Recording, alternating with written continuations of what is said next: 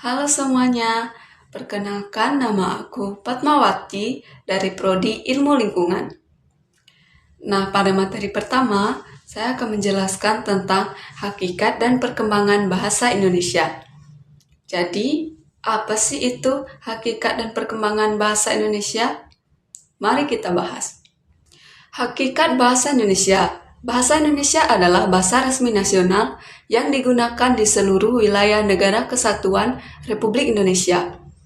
Undang-Undang RI Nomor 24 Tahun 2009, Pasal 1 Ayat 2. Bahasa Indonesia adalah salah satu dari banyak varietas bahasa Melayu. Bahasa Indonesia diresmikan sebagai bahasa nasional setelah proklamasi kemerdekaan Indonesia 18 Agustus 1945. Bahasa Indonesia berfungsi sebagai bahasa komunikasi kedua, lingua franca atau bahasa pergaulan. Bagi sebagian warga negara Indonesia, karena sebagian besar warga Indonesia menggunakan salah satu dari 748 bahasa daerah yang ada di Indonesia sebagai bahasa ibu. Kedudukan bahasa Indonesia sebagai bahasa nasional memiliki fungsi 1.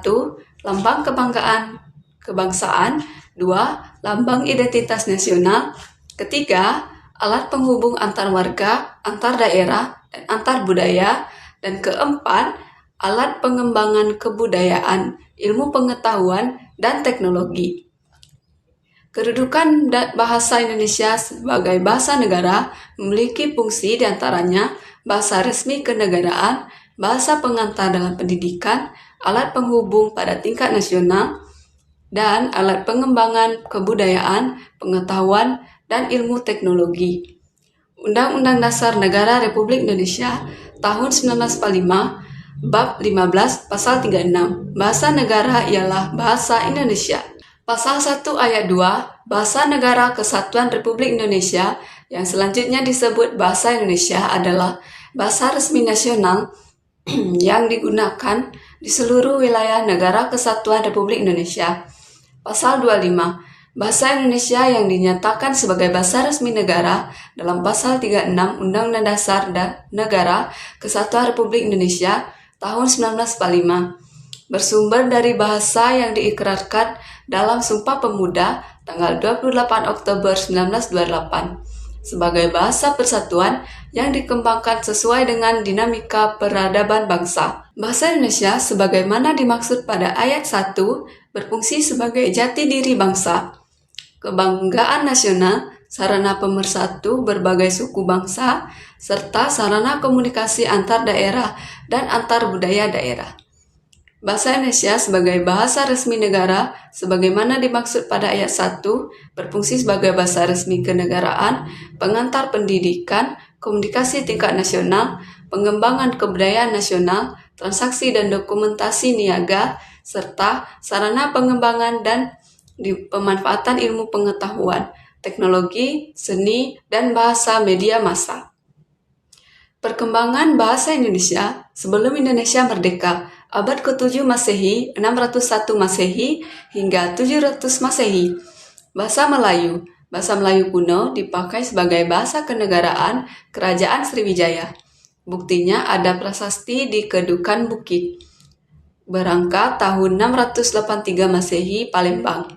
Talang Tuo, berangka tahun 684 Masehi, Palembang. Kota Kapur, berangka tahun 686 Masehi, Bangka Barat, dan Karang Brahi, berangka tahun 688 Masehi, Jambi. Prasasti bertuliskan huruf Pranagari bahasa Melayu kuno. 901 berdasarkan rancangan C.H. Van Ophuijsen, ahli bahasa berkebangsaan Belanda, dengan bantuan Engku Nawawi, gelar Sultan Makmur, dan Muhammad Taib Sultan Ibrahim, telah dilakukan penyempurnaan ejaan dalam berbagai nama dan bentuk yang tertuang dalam Peraturan Ejaan Bahasa Melayu atau Ejaan Van Ophuijsen. Dengan huruf Latin, ciri ejaan C.H. Van Ophuijsen 1. Penggunaan huruf J dibaca Y. 2. Penggunaan huruf OE dibaca U. Dan 3. Penggunaan tanda diakritik meliputi tanda koma, ain, dan trema. 28 Oktober 1928, Kongres Pemuda II, Jakarta Pemuda berikrar dalam Sumpah Pemuda. Kami, putra dan putri Indonesia, mengaku bertumpah darah yang satu, tanah air Indonesia. Kedua, kami putra dan putri Indonesia, mengaku berbangsa yang satu, bangsa Indonesia. Ketiga, kami putra dan putri Indonesia, menjunjung bahasa persatuan, bahasa Indonesia. 1938, Kongres Bahasa Indonesia yang pertama di Solo disarankan agar ejaan Indonesia lebih banyak diinternasionalkan. Sesudah Indonesia merdeka, Undang-Undang Dasar Negara Republik Indonesia tahun 1945, Bab 15 Pasal 36, Bahasa Negara ialah Bahasa Indonesia. Ejaan Republik atau Ejaan Suwandi 19 Maret 1947 oleh Suwandi, Menteri Pengajaran, Pendidikan, dan Kebudayaan dalam Surat Keputusan tanggal 19 Maret 1947 nomor 264 atau BHG-A. Ciri Ejaan Republik yaitu 1. Pengertian huruf OE menjadi U. 2. Bunyi sentak ditulis dengan K. 3. Kata ulang boleh ditulis dengan angka 2. Dan tidak dibedakan antara penulisan di sebagai awalan dan di sebagai kata depan. Kongres Bahasa Indonesia kedua yang diprakarsai Menteri Muhammad Yamin diselenggarakan di Medan pada tahun 1954 harus dibentuk badan yang menyusun peraturan ejaan yang praktis bagi bahasa Indonesia. 1957 adanya ejaan pembaharuan oleh Profesor Prijono dan E. Katopo. Hanya saja tidak diberlakukan secara resmi. Contoh perubahan DJ diubah menjadi J, TJ diubah menjadi TS, NG diubah menjadi N, NJ diubah menjadi N, aksen, SJ diubah menjadi S, vokal, AI, AU, dan OI, atau yang lazim disebut diftong ditulis berdasarkan pelafalannya yaitu menjadi I, Au, dan Oi. Ejaan Melindo Melayu Indonesia sebagai hasil perumusan Ejaan Melayu dan Indonesia tahun 1959 hanya tidak diberlakukan. Ciri Ejaan Melindo yaitu TJ ditulis C, dalam kata NJ ditulis NC. Ejaan baru, Ejaan LBK berdasarkan Surat Keputusan Menteri Pendidikan dan Kebudayaan nomor 062/67 19 September 1967. Ciri ejaan baru yaitu konsonan DJ diubah menjadi J, konsonan TJ diubah menjadi J, konsonan NJ diubah menjadi NY, SJ diubah menjadi SY, dan CH diubah menjadi KH. Lembaga Bahasa dan Kesusastraan yang pada tahun 1968 menjadi Lembaga Bahasa Nasional. Keputusan Presiden nomor 57 tahun 1972 dengan nama ejaan yang disempurnakan pada masa Menteri Masuri Saleh, Departemen Pendidikan dan Kebudayaan menyebarkan buku kecil yang berjudul Pedoman Ejaan Bahasa Indonesia yang disempurnakan. Cirinya, 1. Huruf F, P, dan Z yang merupakan unsur serapan dari bahasa asing yang diresmikan pemakaiannya. 2. Huruf Q dan X yang lazim digunakan dalam bidang ilmu pengetahuan tetap digunakan, misalnya pada kata Furqan dan Zenon. 3. Awalan di pada kata depan, dan kata depan di dibedakan penulisan. 4. Spasi sementara di pada dibeli atau dimakan ditulis serangkai dengan kata yang mengikutinya. 5. Kata ulang ditulis penuh dengan mengulang unsur-unsurnya. Dan angka 2 tidak digunakan sebagai penanda perulangan. Tahun 1975 menjadi pusat pembinaan dan pengembangan bahasa, menyusun program pembakuan bahasa Indonesia secara menyeluruh. 1988 Pedoman Umum Ejaan yang disempurnakan PUEYD edisi kedua diterbitkan berdasarkan Keputusan Menteri Pendidikan dan Kebudayaan Republik Indonesia nomor 0543A U/1987 pada tanggal 9 September 1987. Edisi ketiga diterbitkan pada tahun 2009 berdasarkan Peraturan Menteri Pendidikan Nasional Nomor 46. Permendikbud Republik Indonesia Nomor 50 Tahun 2015 tentang Pedoman Umum Bahasa Indonesia. Pada tahun 2016 berdasarkan keputusan Menteri Pendidikan dan Kebudayaan Dr. Anies Baswedan, Pedoman Umum Ejaan Bahasa Indonesia yang disempurnakan PUEYD diganti dengan nama Pedoman Umum Ejaan Bahasa Indonesia PUEBI. Tahun 2021 berdasarkan keputusan Kepala Badan Pengembangan dan Pembinaan Bahasa Kementerian Pendidikan, Kebudayaan, Riset dan Teknologi Republik Indonesia nomor 0321-BS.00.00/2021 tentang Pedoman Umum Ejaan Bahasa Indonesia PUEBI berkaitan aturan pemakaian huruf, penulisan kata, pemakaian tanda baca, dan penulisan unsur serapan. Tahun 2022 berdasarkan keputusan Kepala Badan Pengembangan dan Pembinaan Bahasa Kementerian Pendidikan, Kebudayaan, Riset, dan Teknologi Republik Indonesia nomor 0321-BS.00.00/2021 tentang Ejaan Bahasa Indonesia yang disempurnakan EYD berkaitan aturan penggunaan huruf, penulisan kata, penggunaan tanda baca, dan penulisan unsur serapan. Materi kedua, sikap berbahasa Indonesia. Pengertian sikap bahasa language attitude. Sikap bahasa yaitu posisi mental atau perasaan terhadap bahasa sendiri atau bahasa orang lain. Sikap bahasa language attitude adalah peristiwa kejiwaan dan merupakan bagian dari sikap attitude. Pada umumnya, sikap berbahasa merupakan reaksi penilaian terhadap bahasa tertentu. Fishman, 1986. Sikap bahasa dari seorang pemakai bahasa atau masyarakat, bahasa baik dwi bahasawan maupun yang multi bahasawan, akan berwujud berupa perasaan bangga atau mengejek, menolak atau sekaligus menerima suatu bahasa tertentu atau masyarakat pemakai bahasa tertentu, baik terhadap bahasa yang dikuasai oleh setiap individu maupun oleh anggota masyarakat. Ciri sikap bahasa. Garvin dan Matthews 1968. 1. Kesetiaan bahasa, language loyalty, yang mendorong masyarakat suatu bahasa mempertahankan bahasanya dan apabila perlu mencegah adanya pengaruh bahasa lain. Yang kedua, kebanggaan bahasa, language pride, yang mendorong orang mengembangkan bahasanya dan menggunakannya sebagai lambang identitas dan kesatuan masyarakat. Yang ketiga, kesadaran adanya norma bahasa, awareness of the norm, yang mendorong orang menggunakan bahasanya dengan cermat dan santun merupakan faktor yang sangat besar pengaruhnya terhadap perbuatan, yaitu kegiatan menggunakan bahasa, language use. Komponen sikap bahasa, Lambert 1967. Komponen kognitif berhubungan dengan pengetahuan mengenai alam sekitar dan gagasan yang biasanya merupakan kategori yang dipergunakan dalam proses berpikir.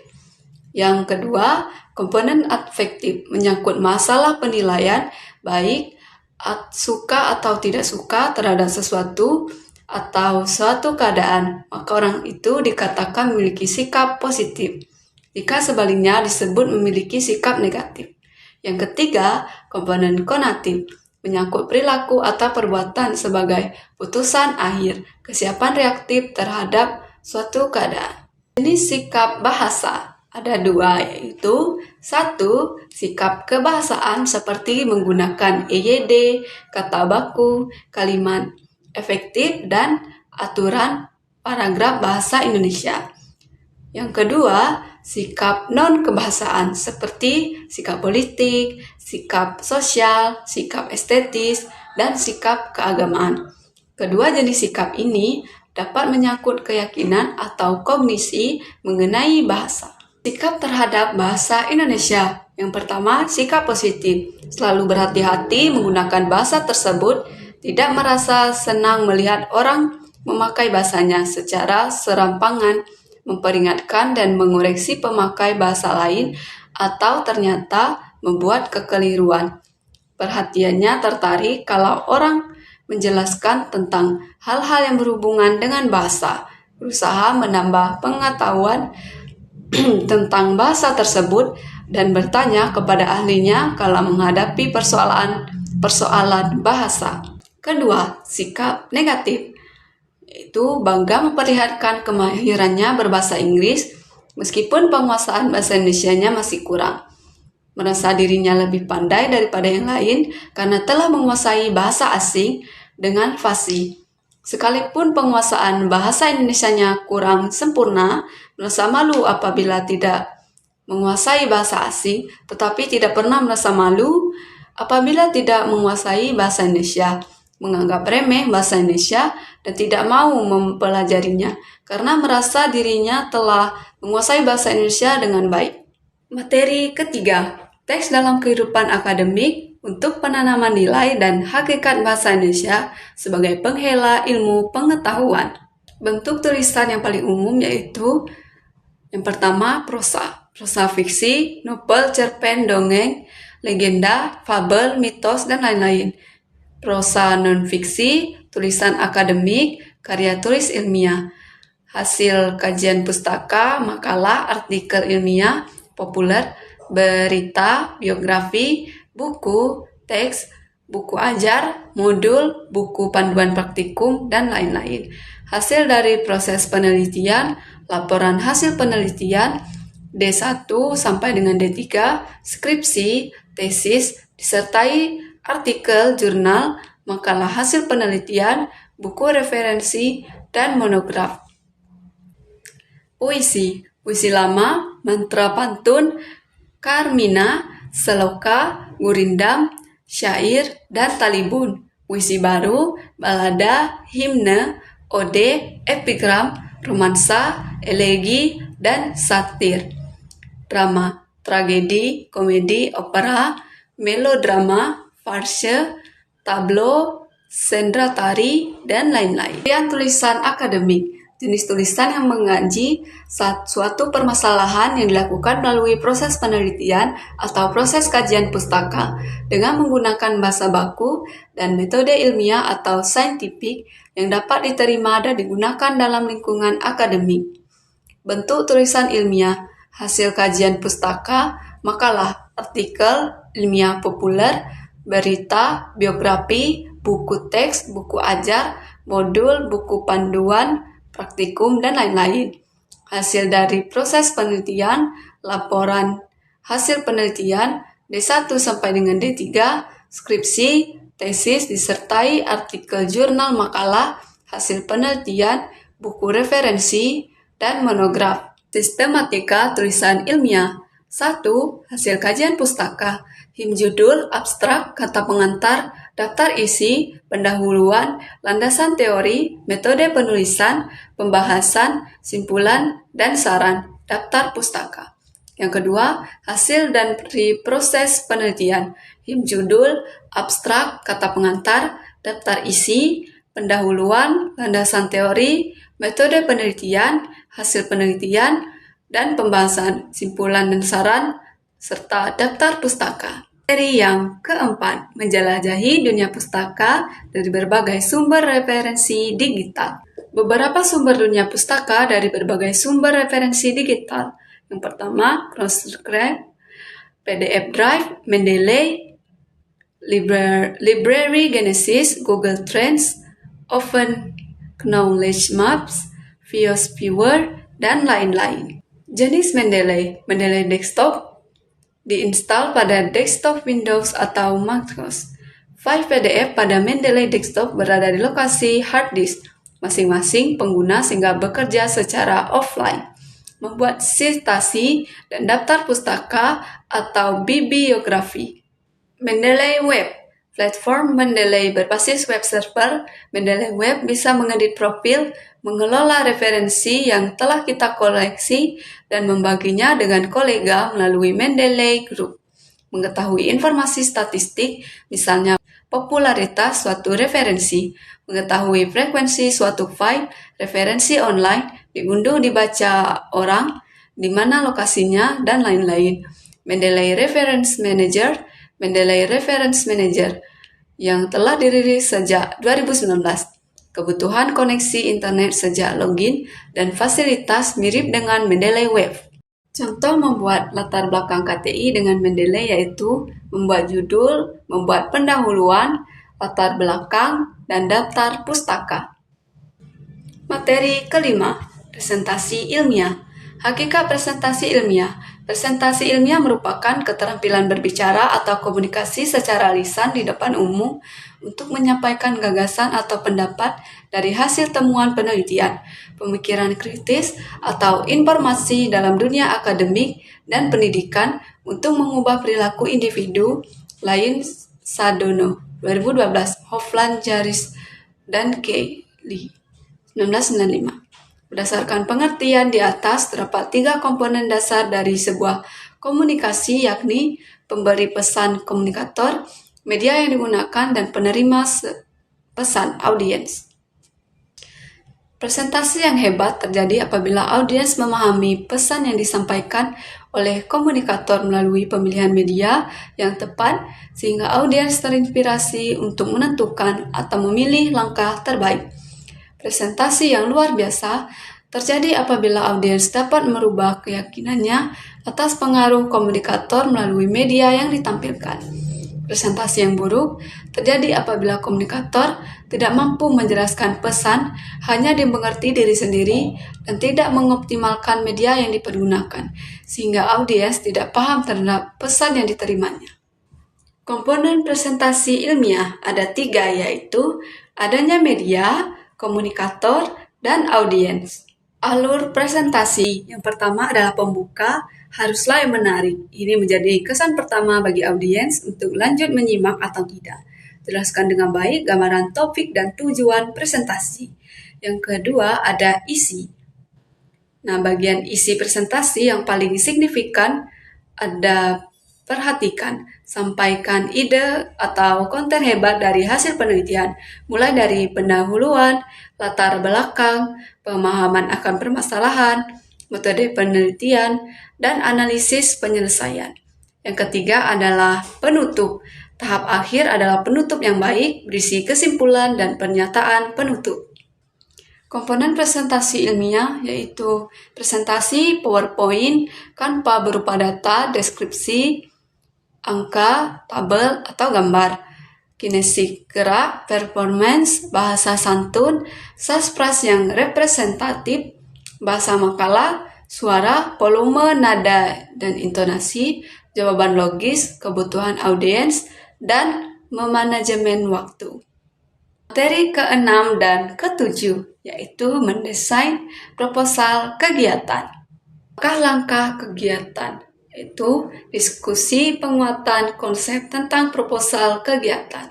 Yang kedua, pembentukan kelompok kerja. Yang ketiga, menyusun perencanaan proyek, menyusun proposal kegiatan. Yang keempat, menyusun jadwal proyek. Yang kelima, pelaksanaan observasi dan pembuatan proposal kegiatan dimonef oleh dosen.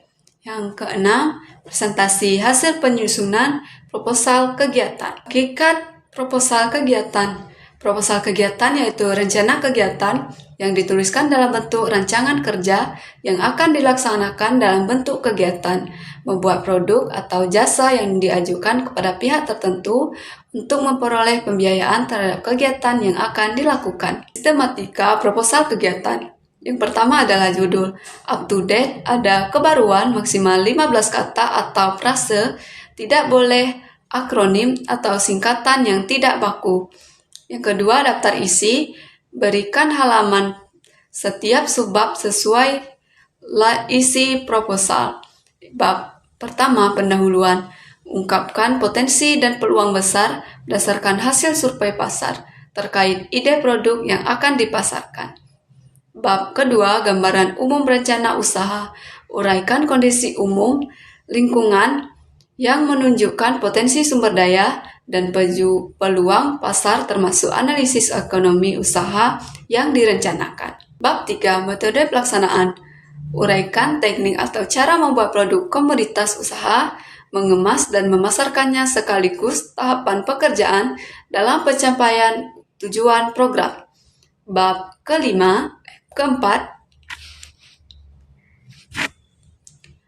keempat, biaya dan jadwal kegiatan. Tuliskan rincian anggaran biaya yang dibutuhkan dan jadwal kegiatan. Daftar pustaka. Gunakan format American Psychological Association. Apa?